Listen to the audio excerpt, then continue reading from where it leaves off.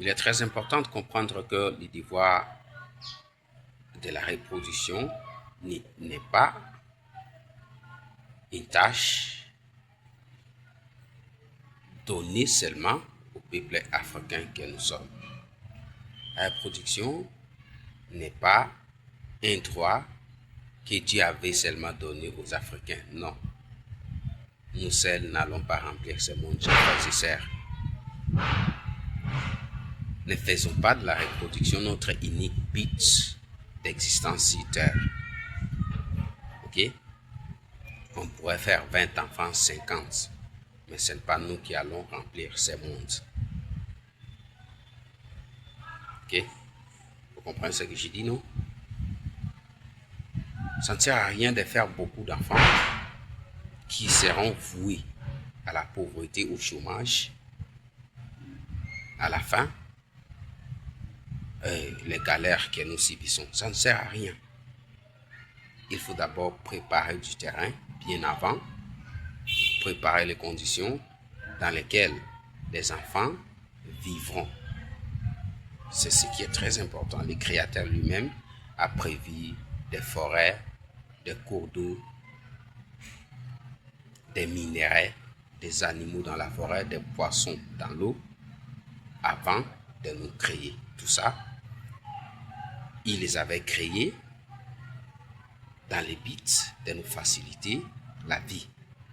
Il ne voudrait pas que nous mourons de la faim. Il ne voudrait pas que nous manquons de quoi manger. C'est pourquoi il avait préparé le terrain avant la création de l'être humain.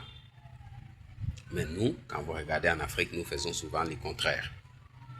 On se lance d'abord dans la reproduction pour, lorsque les enfants commencent à grandir, et c'est par là qu'on va commencer à chercher comment sauver les enfants. Et c'est une équation qui reste toujours irrésolue. Pourquoi?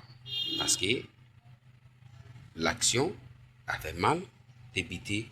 On commence la vie dans le néant.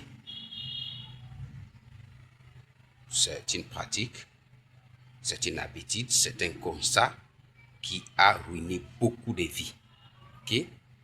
Alors, changeons le système. Préparons-nous d'abord. Cherchez d'abord à vous rendre autonome, responsable, capable d'abord de vous nourrir avant de créer d'autres bouches. Parce que si l'on n'est pas capable de nourrir sa seule bouche, sa propre bouche et son ventre, qu'est-ce qu'on va faire pour d'autres bouches qu'on va créer? C'est de là que la situation, la maladie, la malnutrition frappe beaucoup d'enfants africains. Pourquoi? Parce que les parents sont d'abord incapables de nourrir leur propre bouche. Le fait qu'ils sont incapables de se nourrir eux-mêmes, ils ne sauront pas aussi nourrir les enfants. C'est juste ça. Alors, changeons. Nous ne sommes pas des arbres pour ne pas changer. Ok? Changeons le système. Au lieu de commencer, au lieu de s'engager dans la reproduction pendant que l'on est dépendant de ses parents, préparons-nous, préparez-vous avant de devenir d'abord autonome, responsable et lancez-vous dans la reproduction après.